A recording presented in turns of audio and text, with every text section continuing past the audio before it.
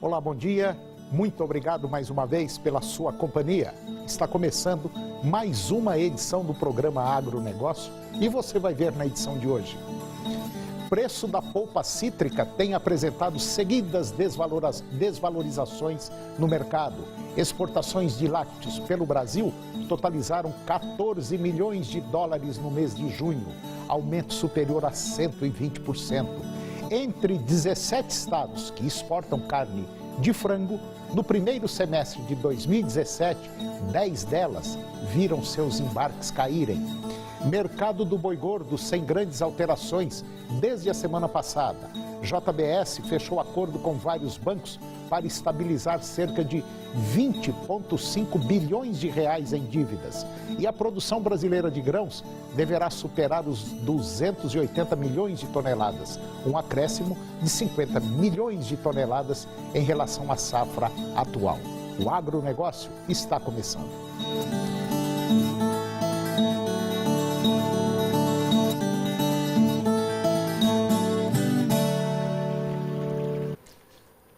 O preço da polpa cítrica tem apresentado seguidas desvalorizações no mercado. Isso devido à forte queda de preço do milho na safra atual frente à anterior. Fruto de uma produção recorde do cereal nesse ano, 44% a mais em 2017 na comparação com 2016. E segundo o levantamento da Scott Consultoria, em São Paulo, a tonelada da polpa cítrica peletizada está em média R$ 265. Os preços mais baixos observados foram de R$ 230 a tonelada. Na comparação com o mesmo período do ano passado, houve uma queda de 53% frente a junho último e a desvalorização foi de 27%. Para o curto prazo, a tendência é de que a boa disponibilidade do produto, decorrência da colheita e a demanda em baixa mantenham o viés de baixa no mercado. As exportações de lácteos pelo Brasil, segundo o Ministério da Indústria e Comércio Exterior, totalizaram 14 milhões de dólares no mês de junho. Na comparação com maio, o faturamento teve um forte aumento de 122%. O volume embarcado também cresceu, passou de 2,2 mil toneladas em maio para 3,6 mil toneladas em junho, uma alta de 59%. O produto mais exportado foi o leite em pó, que somou 2.500 toneladas e quase 11 milhões de dólares em faturamento. A Venezuela voltou a ser a principal compradora do produto brasileiro, com 58% do seu valor, seguida de Trinidad e Tobago, com 9%, e Chile, com 5,8%. Na comparação com o igual período do ano passado, tanto o volume quanto o faturamento referentes às exportações brasileiras aumentaram, 11,5% no volume e quase 47% no faturamento. No acumulado dos 6 primeiros meses deste ano, o volume embarcado reduziu 1,9%, já o faturamento aumentou 3%. Entre as 17 unidades federativas que exportaram carne de frango no primeiro semestre deste ano, 10 delas viram seus embarques refluir em comparação ao mesmo período do ano passado. A redução, que implicou em quedas próximas de 1,5% lá no Distrito Federal a até 20% como no Mato Grosso, envolveu os 10 primeiros colocados no ranking, formado segundo o volume exportado. Juntos, esses 10 estados responderam por 99,8% do total embarcado no período. Assim, o aumento registrado em outros 6 estados e ainda com o surgimento do Ceará como unidade federativa exportadora, não impediram que o total exportado no semestre recuasse perto de 7%. Já em termos financeiros, apenas 3 estados registraram queda na receita cambial: Minas Gerais, Mato Grosso e Bahia.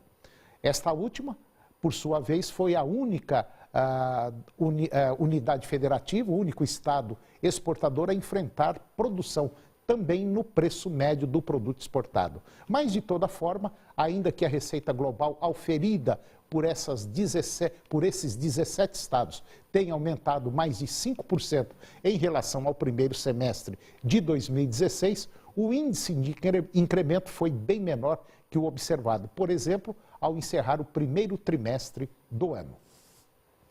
E agora vamos ver como anda o tempo para hoje no estado de Goiás.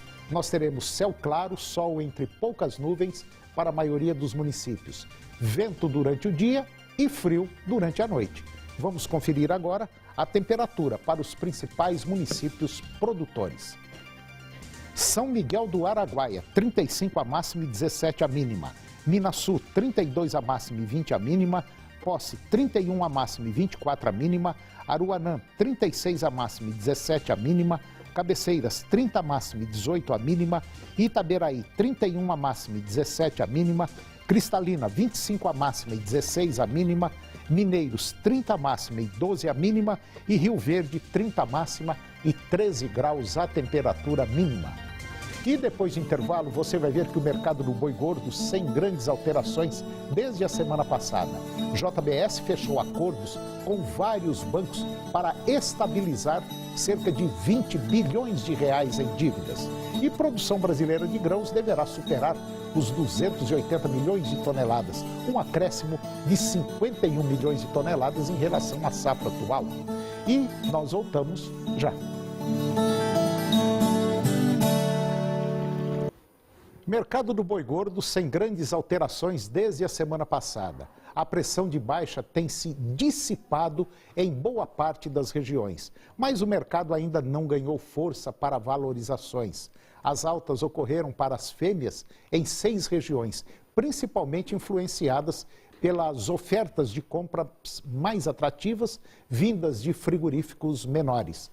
Mesmo com disponibilidade decrescente das boiadas, em decorrência da piora na situação das pastagens, as programações de abate dos frigoríficos ainda não encurtaram de maneira importante.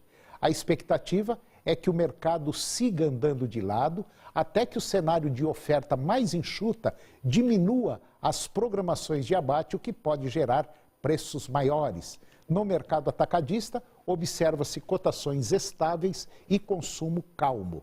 O período de virada de mês, se vier acompanhado de escalas mais curtas, pode dar algum fôlego ao mercado. A JBS, ela fechou acordo com vários bancos para estabilizar cerca de 20 bilhões de reais em dívidas, por 12 meses de acordo com fato relevante que aconteceu na última terça-feira. Sob os termos acordados, a JBS vai manter um pagamento integral dos juros previstos nos contratos originais, assim como o pagamento de 4 parcelas de 2,5% do montante principal a serem quitadas até em 270 dias. Caso a JBS receba novos recursos através do que chamou de eventos de liquidez, como o caso da venda de ativos, a empresa se comprometeu a utilizar 80% desses recursos líquidos para amortizar a dívida sujeita ao acordo. O nome dos bancos não foram revelados.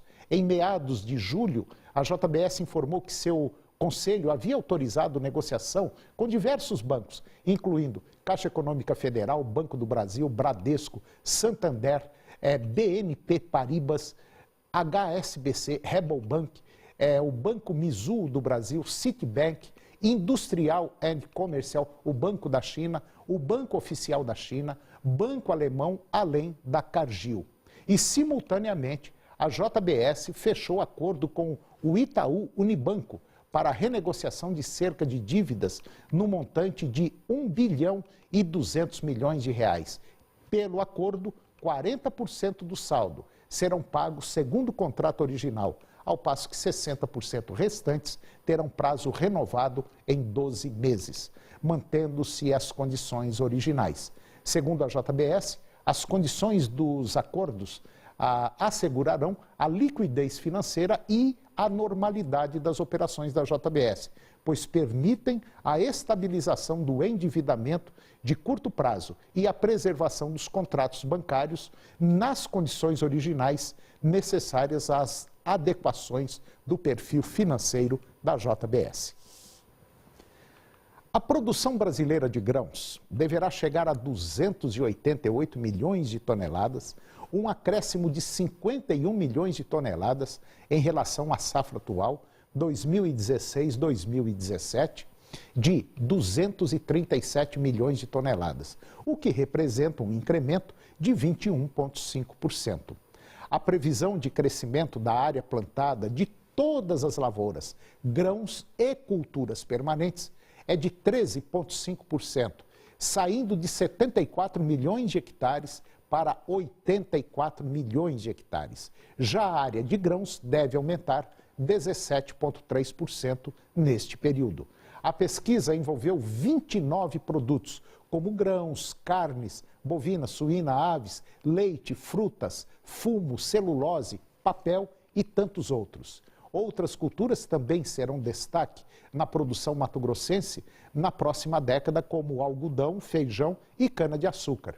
Segundo o estudo, a produção de algodão concentra-se especialmente nos estados do Mato Grosso e Bahia, que corresponderam em 2016 e 2017 por 88% da produção do país. E depois do intervalo, vamos falar sobre a produção de soja, que cresce em consequência do avanço de área. Você vai ver também que o Brasil aumenta a produção de petróleo e aumenta o preço dos combustíveis. Nós voltamos já.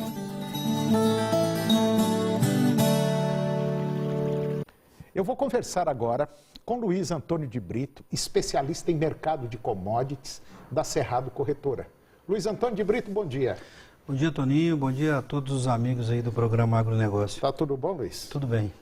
Luiz, nós vamos falar agora nesse bloco sobre aumento da alíquota dos combustíveis. Mas antes de você começar a expor o seu pensamento aí, só para você que está nos acompanhando, só para você ter uma noção, o preço de 1 litro de gasolina hoje, o preço equivale lá na fazenda a 3,5 litros de leite. Quer dizer, para o produtor de leite colocar 1 litro de gasolina no carro dele, ele precisa tirar 3,5 litros de leite. É brincadeira, não é, Luiz? Isso aí aumenta os custos, né, do produtor. E o que é mais interessante, Antônio, é que agora no dia 20 desse mês, o Brasil conseguiu atingir a meta de 1,2 trilhões de arrecadação em impostos, né? Só para você ter uma ideia, nós atingimos esse valor 20 dias antes de 2016. Nós estamos recolhendo muito mais, o Brasil toma umas medidas de impacto, que é aumento de imposto, em vez de cortar alguns custos da máquina administrativa. E o que isso vai gerar? As pessoas podem falar, eu não tenho carro, eu não vou ser afetado por esse aumento. Não, todos vão ser afetados. Todo mundo vai. Porque os aumentos englobam o diesel, o etanol e a gasolina, né? Que são geradores da economia brasileira, né? E é bom lembrar que na gasolina já tem etanol misturado e que se você fizer uma análise, o valor de aumento é muito maior na gasolina. Exato. E nós temos que lembrar também que as termoelétricas são tocadas a diesel e o Brasil está entrando numa fase agora que é a questão da seca, da escassez de chuva. Com certeza as termoelétricas vão ter que ser ativadas e elas usam combustíveis. O que isso vai dizer? Quer dizer que você vai ter aumento na sua conta de energia também na sua casa em consequência do aumento dos combustíveis. Vai ter aumento na sua maçã, na feira, porque nós precisamos de transporte. O Brasil é um país onde o transporte rodoviário representa, Antônio, 60% de tudo que é transportado. Houve um descaso com os transportes ferroviários e hidroviários, e o Brasil ficou nessa questão de depender totalmente de combustíveis, né? Luiz, governo aumenta a alíquota sobre combustíveis. Você até colocou um gráfico, né? Você fez um Isso, gráfico. nós colocamos aí para você ver, Antônio, as alíquotas anteriores. Vamos olhar a gasolina, que era 0,38 centavos, ela foi para 0,79. Nós estamos falando um aumento de quase 100% que o governo jogou em cima da gasolina, né? Do óleo diesel, 0,24 vai para 0,46. Ele pretende arrecadar aproximadamente aí em cima da gasolina 5 bilhões e quase 4 bilhões no diesel, né? Para o etanol ele subiu um pouco menos, 0,12 para 0,13. Isso representa que o etanol pode ser um produto mais procurado, quer dizer, o pessoal pode abastecer mais com etanol, mas um aumento da demanda do etanol relativamente vai puxar também o preço. O que a gente observa com essas planilhas e tentar levantar 10 bilhões é que o governo está endividado em 139 bilhões de rombo nas contas públicas, que ele não consegue ajustar as contas dele. E o que isso acontece? Acontece que ele está buscando levantar recursos aumentando impostos. Nós não temos mais condições de pagar imposto. O Brasil hoje tem uma carga de 31% do PIB relativa a imposto. Nós brincamos aqui num programa anterior que a gente falou até sobre da questão do quinto, né, que a coroa cobrava do Brasil, que era os 20% na extração do ouro, e hoje nós estamos com 31, Antônio, indo para 32, nós estamos indo para o terço, né? Nós estamos saindo do quinto e indo para o terço. Por isso que é muito comum, você às vezes ouve uma expressão, com todo respeito, é claro, vai para os quintos do, né? Esse vai para os quintos é justamente esse imposto que era cobrado há alguns anos aí, na época que Portugal tomava conta do Brasil, esse imposto era 1/5 que eles cobravam. Então, pegou isso aqui. Qualquer coisa vai para os quintos, né? E agora é 1/3. Agora é 1/3 que o governo está cobrando da gente. Mas o presidente Michel Temer tem falado constantemente que o Brasil está bem. O Brasil está ótimo, que nós estamos no rumo certo, que nunca foi feito um trabalho como está sendo feito agora. E realmente nunca foi feito mesmo, né? Trabalho assim de quebrar o país, nunca foi feito. A situação política e econômica está muito complexa, né? Porque você não consegue desmembrar uma da outra, né? E as duas estão acontecendo simultaneamente. É um jogo de poder muito pesado que está acontecendo. Luiz, vamos para o intervalo comercial e depois nós vamos falar sobre o seguinte, que o Brasil aumenta a produção de petróleo, aumenta a produção e aumenta o preço também. É um minuto só, a gente volta já. Eu estou de volta conversando com Luiz Antônio de Brito, especialista em mercado de commodities da Cerrado Corretora. E agora nós vamos falar sobre o seguinte, o Brasil aumentou a produção de petróleo e parece que quiseram atrelar também o preço, né? O Brasil, pela primeira vez, ele se transformou no maior produtor de petróleo da América Latina, né? Ele bateu a Venezuela e o México, que eram grandes produtores, né?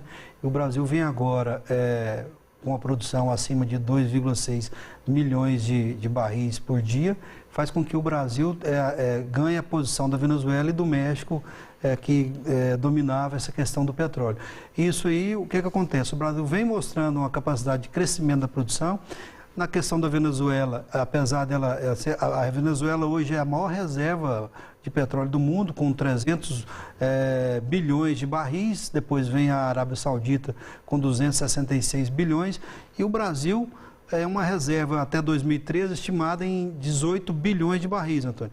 Em relação à Venezuela e à Arábia, é um volume pequeno, mas quando você pega que o Brasil produz e quase 85% do que a gente consome é produzido pelo Brasil. Então, esse crescimento da produção, ele não se refletiu em queda de preço, ao contrário.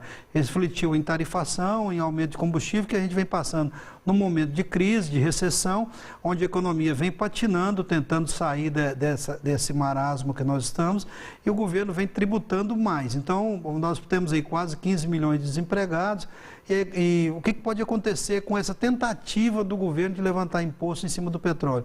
É mais crise, é mais recessão, é mais quebradeira, é mais falta de arrecadação, né, que nós podemos acreditar nisso aí. Mas com todo respeito a você que está nos assistindo, o assalto é muito grande nesse país, né? Não é fácil, né? Não é você ser empreendedor, ser empresário e acreditar na economia não é fácil, realmente. Tanto é que o FMI fez uma redução da projeção de crescimento, né? Foi. Tanto do Brasil quanto dos Estados Unidos. Mas quando fala os Estados Unidos não vai crescer, é diferente do nosso. Para você entender aí, só para você ver, a China, né? A China cresce 6,7, Antônio. Para você ter uma ideia, o PIB da China é 11 trilhões de dólares, né? O PIB brasileiro é 1,9 trilhões.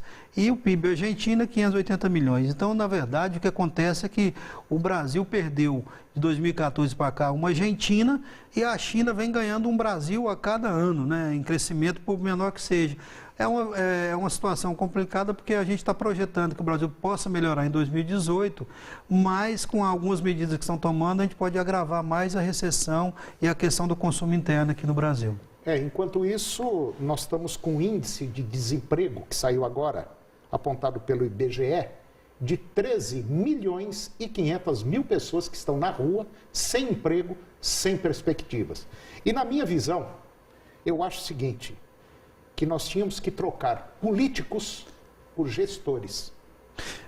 O Brasil precisa Precisa de gestor aqui, não precisa de político. Nós precisamos de um limite, não só, Antônio, para os gastos públicos, como também um limite para os impostos, né? Porque você limita os gastos, mas tem que ter um limite para os impostos. Uma carga tributária que nós passamos aí é extremamente sufocante, a economia não suporta, o empresariado não suporta uma carga tributária desse tamanho.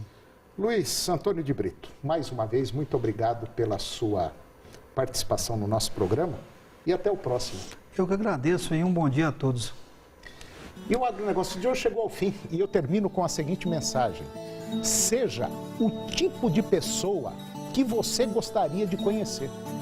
Um grande abraço, um bom dia e até o próximo programa.